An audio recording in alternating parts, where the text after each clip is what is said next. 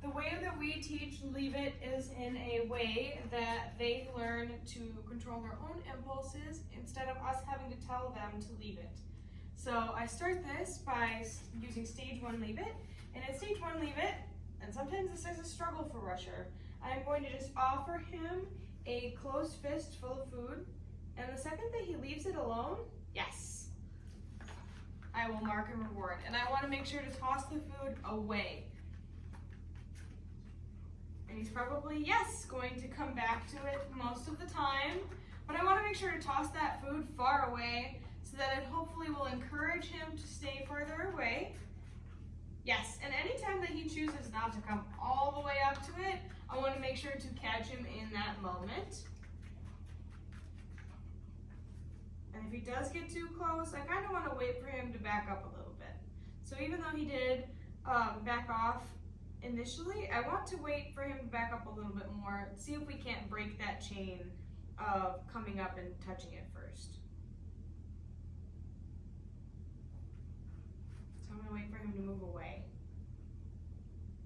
Oh, goodness. If he does start barking at me, I'm just going to wait. Yes! But that's what I wanted, him to get up and move away. And now let's see if he doesn't not come up and run and do the exact, oh, of course he does. You silly. But I am going to want to wait now. Yes. And do exactly what I did that first time. And I'm going to do that a few times. See, even there he was a little bit less intense about coming up. I'm going to wait for him to move. Yes! He's a smart puppy. He catches on very quickly when criteria changes. So it shouldn't take long. Even that was less.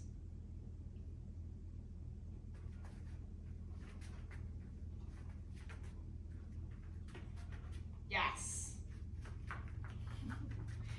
I love how he tries everything that he can think of. Yes, that was great. No nose boop. That was perfect. Yes, and there. He's choosing not to run back up. Yes. Now he gets it.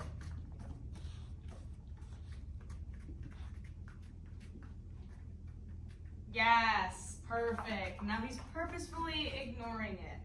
Yes. And anytime he chooses to stay away, I want to capture that also. Yes. Good boy. Once we have him more like this, I want to move on to stage 2, Leave It. And I know I reached my hand in again.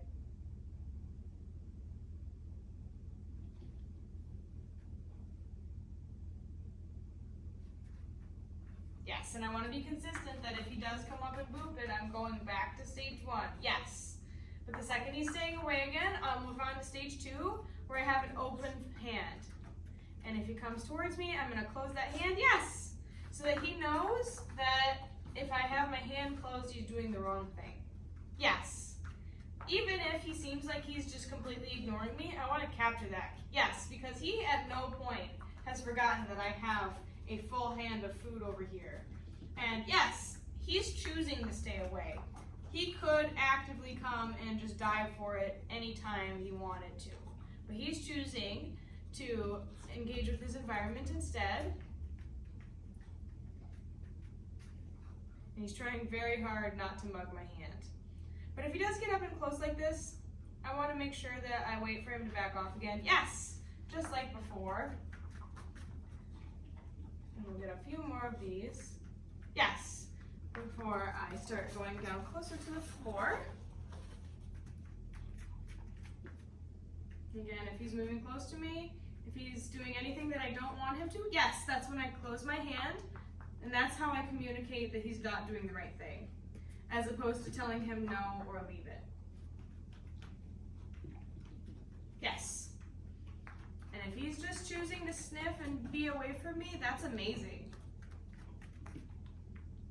Yes, because in real life situations, say we're walking along a sidewalk and there is a pizza on the ground and we want him to ignore it, leave it alone. What do we want him to do but just completely ignore it? Yes, so when he's doing this, that's exactly what I want. Yes. Remember, he's choosing to do that. So now that I have him understanding what's going on, I'm going to put the food all the way on the floor. Yes. And start doing the same thing, but with the food on the floor. Yes. If he does come to move towards it, I just simply want to cover it again with my hand to communicate to him again that, no, that's not really what I want. Yes, without having to say anything at all.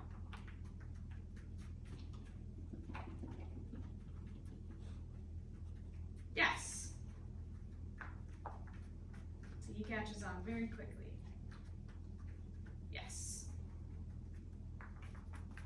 So that's stage 3, leave it. Yes. And then next, we'll move on to stage 4, leave it. I will need to put him on a leash. And in stage 4, we're working on him ignoring something that is on the floor. Come here, Roger. No, we're going to practice walking next. So I want to make sure he's on the leash before I put the distraction on the ground. And then I want to place my distraction on the ground, making sure that I have a good grip on him so that he can't actually get to it. And then I'm going to move away. I'm not going to yank him away, but I am just going to not allow him to go get it. And then I'm going to get myself at a good distance before I start walking back and forth. Yes. Marking and rewarding when he chooses to engage with me over the distraction. Yes. Or even just ignore it. He doesn't necessarily have to be looking at me. I love it when he does, and I will always reward him for it when I can. But all I want him to do really, yes, is ignore it. And every time he's successful, I'm going to start moving closer and closer. Yes.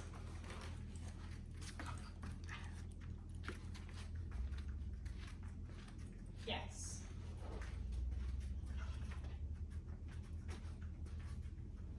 Moving closer and closer. Yes. And as we get closer, make sure to not give him so much leash as let him actually get all the way up to it. Yes. Because we want to prevent him from ever actually being able to eat any of those treats. And now that he does, yes, seem a little bit more interested in those, I'm going to move away again. Yes. I want to set him up for success as much as I can. Yes.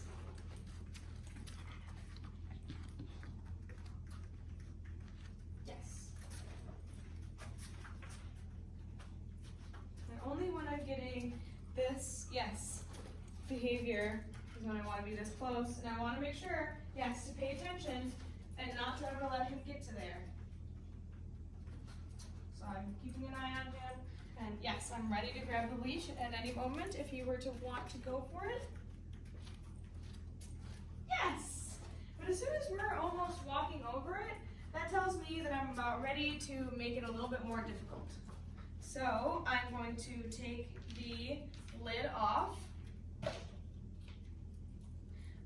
Again, I want to make sure to not allow him to get to it. But I'm going to sprinkle some on the ground like that, so now it's even more of a difficult distraction. Again, I want to make sure that he's not able to get to it, but I'm just going to pull him away. If he's having a hard time, I'm going to just call him away from it, and we're going to get a good distance away. Yes. Since this is much harder. Every time that we make it more difficult, I want to go farther away. Leave it. Yes. If he's really going for it, I'm going to start using our leave it cue. Yes. But since it is hard, I am going to, yes, really just work on rewarding him anytime he chooses to ignore it. Yes. Then we're going to stay a good distance away. Yes. So he starts not even thinking about it. Yes.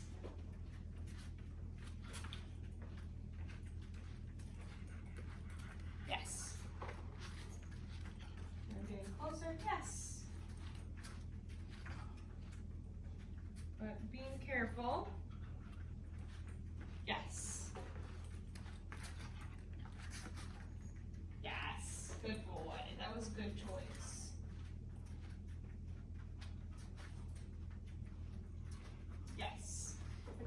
quickly, we can start getting closer and closer to it. Yes. And he understands. Yes. Oh, I just ignore it. Yes, good boy. And remember, as we're getting closer, keep an eye on him and don't let him ever actually get to it. Yes. Keep it. Yes. Just like that. Yes. Go one more pass post like that. Yes, that's amazing. And then we'll call it there. And what I'm gonna do is I'm gonna scatter feed him over here, scatter, so that he's good and distracted, and I can clean up the distraction that I spilled over here, so that he is never able to actually get it, and then I will put it away. And that's stage 4, leave it.